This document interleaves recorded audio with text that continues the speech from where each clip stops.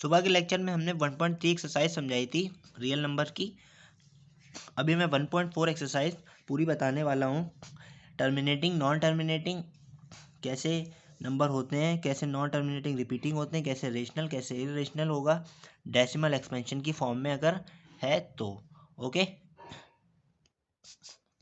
तो वीडियो को लास्ट तक देखना और भाई एमएनसी चैनल को सब्सक्राइब कर देना, ठीक है। एमएनसी चैनल में सारी जो है एक एक क्वेश्चंस की वीडियो है, ठीक है, एनसीईआरटी के चैप्टर्स की, ठीक है। अभी तो मैं क्लास 10th का ही पढ़ा रहा हूँ और एक दो दिन में मैं जो हूँ वो क्लास 9th या 8th जो भी है वो स्टार्ट करने वाला हूँ। ऐसे करके धीरे धीरे हर क्लास की हर एक चैप्टर की एक एक क्वेश्चंस की वीडियो मैं डालूंगा।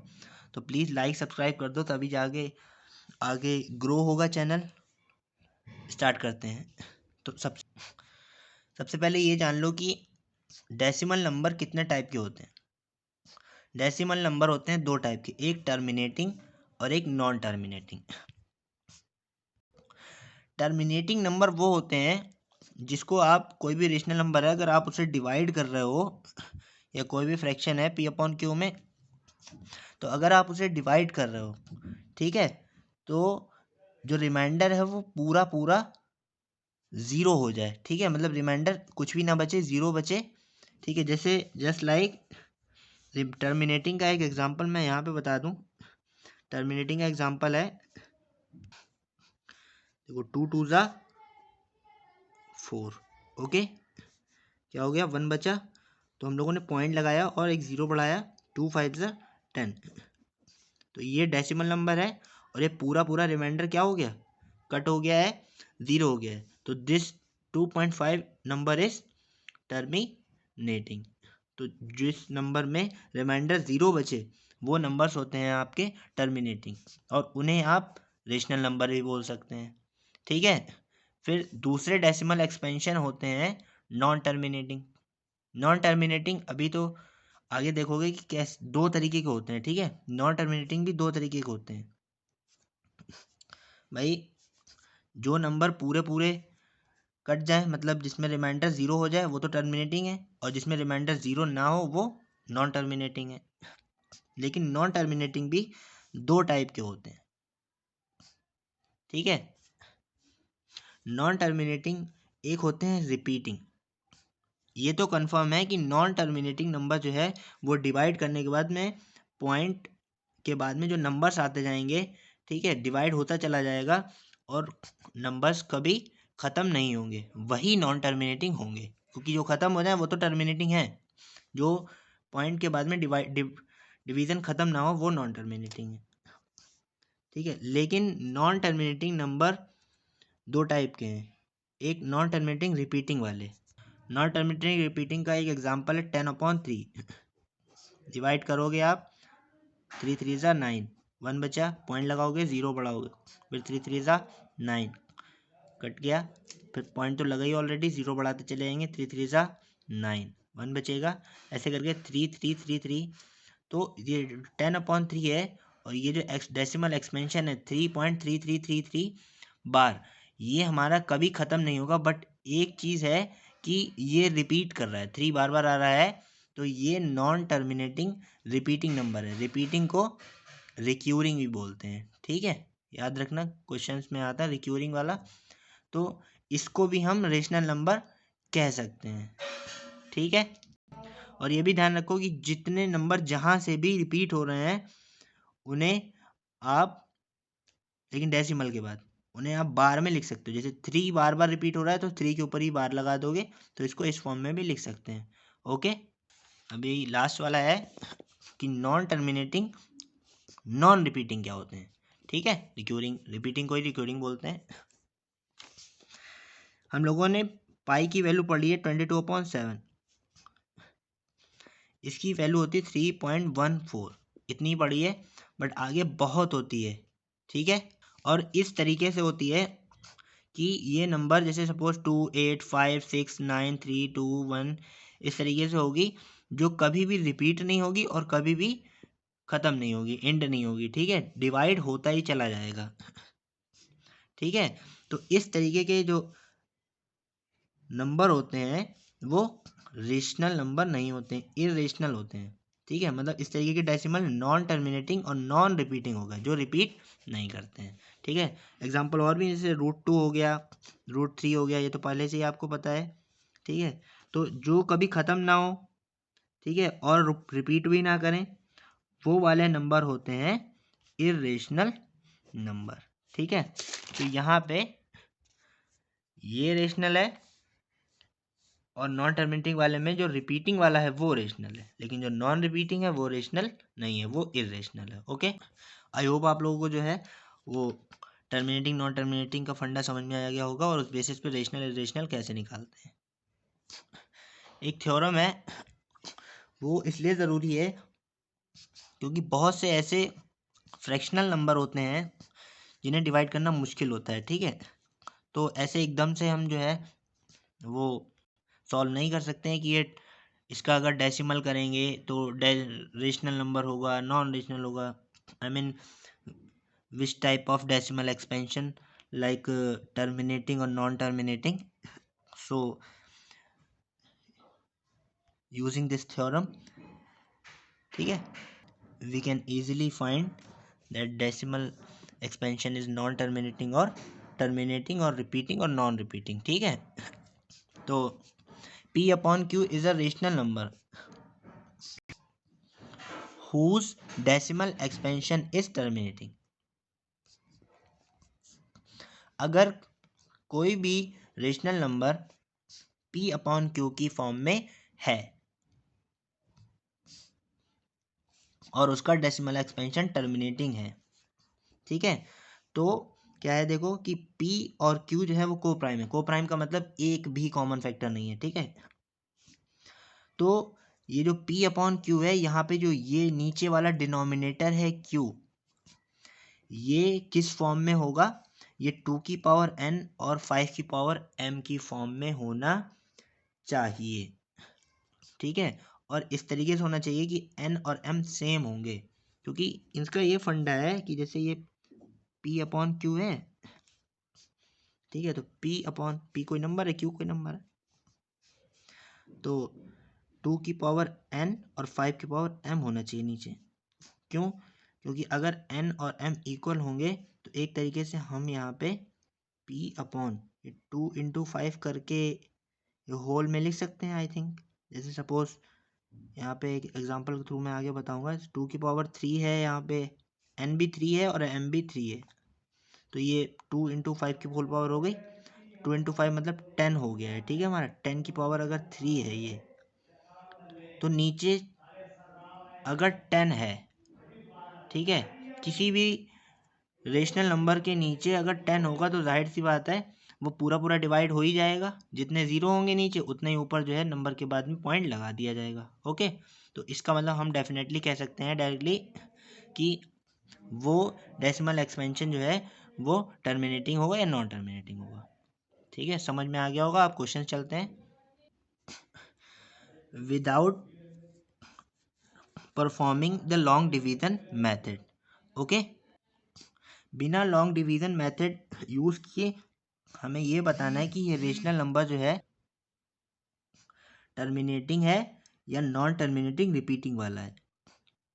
ठीक है, तो हम सिंपल सा फंडा ये करेंगे कि ये नीचे वाला है, ये फोकस करके हमें 2 की पावर n 5 की पावर m में कन्वर्ट करना होगा। अगर ये हो गया तो हो गया। तो सबसे पहले क्या करेंगे, हम इसके फैक्टर करेंगे 125 के। तो ये मैं बता देता हूँ, 5 2 ज़ा और 5 5 ज़ा, फिर 5 5 ज़ा और 5 1 ज़ा। 5 कितनी बार है, 3 बार मल्टीप्लाई में। तो हम डायरेक्टली यहाँ पे 125 को 5 की पावर 3 लिख सकते हैं। ठीक है,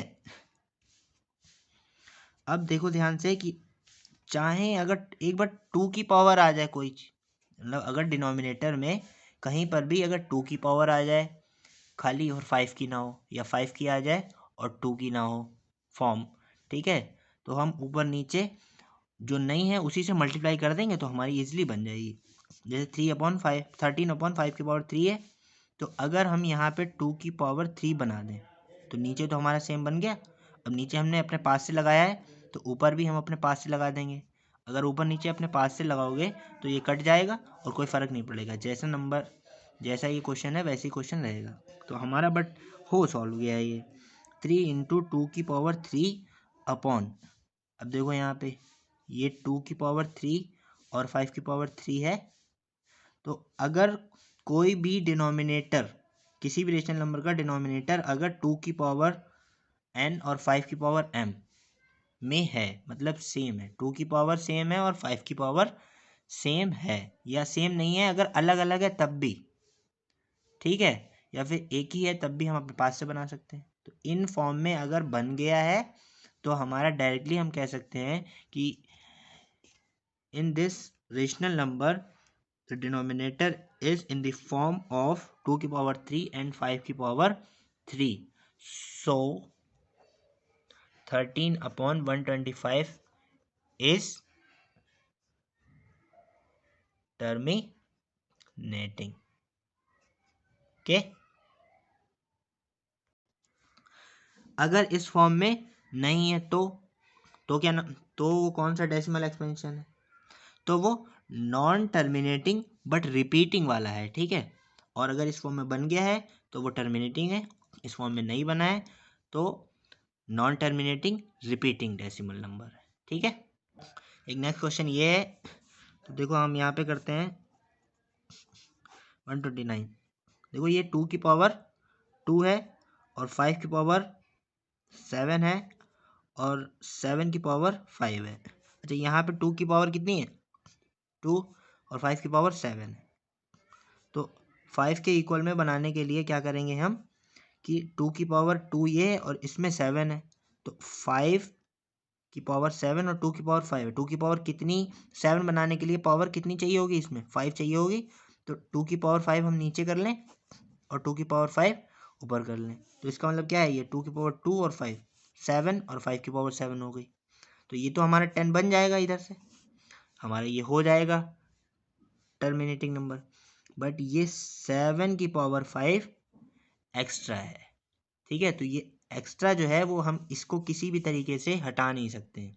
अगर हाँ मान लो सपोज ये 7 खाली है और ऊपर कुछ और नंबर है जो 7 से कटता हो तो वो कट जाए, तब खाली ये फॉर्म बचे, तब तो हो जाता टर्मिनेटिंग। बट अभी यहाँ पे ये हट नहीं सकता, इसलिए नॉन टर्मिनेटिंग हो गया है। कहने का मतलब ये हुआ कि खाली 2 की पावर n और 5 की पावर m में अगर डिनोमिनेटर है तभी वो टर्मिनेटिंग होगा, अदरवाइज नॉन टर्मिनेटिंग होगा। तो यहाँ पे लिख देना कि here the denominator is not in the form of 2 की पावर n एंड 5 की power m, so this decimal expansion is, या फिर this rational number is non terminating repeating. Okay, एक सवाल आ रहा होगा आप लोगों को कि यहाँ पे नॉन टर्मिनेटिंग नॉन रिपीटिंग वाले तो आ ही नहीं रहे। तो जो नॉन टर्मिनेटिंग नॉन रिपीटिंग वाले होंगे वो P/Q की फॉर्म में तो हो ही नहीं सकते हैं। क्यों? क्योंकि इर्रेशनल नंबर P/Q की फॉर्म में लिख ही नहीं सकते हैं। तो इस फॉर्म में जो भी नंबर होंगे वो या तो टर्मिनेटिंग होंगे या नॉन टर्मिनेटिंग रिपीटिंग होंगे, ठीक है। दो क्वेश्चन और देख लीजिए, ये टर्मिनेटिंग है या नॉन टर्मिनेटिंग है। तो ये 2 की पावर n और 5 की पावर m में है। अगर सेम नहीं है तो उसकी टेंशन ना लें, सेम तो बन ही जाएगा, ठीक है भाई। यहाँ पे 2 की पावर 3 है, 5 की पावर 2 है, यहाँ 5 ऊपर और 5 नीचे कर दें तो नीचे 5 की पावर 3 2 की पावर 3 सेम हो जाएगा, फिर हो जाएगा। तो हमारा ये तो टर्मिनेटिंग हो गया क्योंकि ये इसके नीचे ये 2 की पावर n और 5 की पावर m फॉर्म है, ठीक है। यहाँ पे देखते हैं कि होगा या नहीं होगा। पहले तो 5 7 ज़ा और 5 10 ज़ा, ये तो डायरेक्टली हो गया।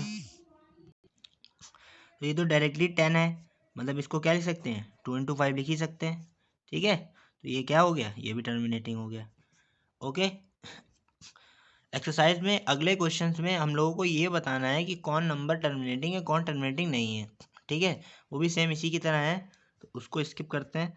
और क्वेश्चन जो है वो, तो हम लोगों का ये लास्ट टॉपिक है। चलो ये बता दो कि ये नंबर जो है वो टर्मिनेटिंग है, नॉन टर्मिनेटिंग है, रेशनल है, इरेशनल है। सॉरी, रेशनल इरेशनल ही बताने हैं, किस बेसिस पे वो आपको बताना है।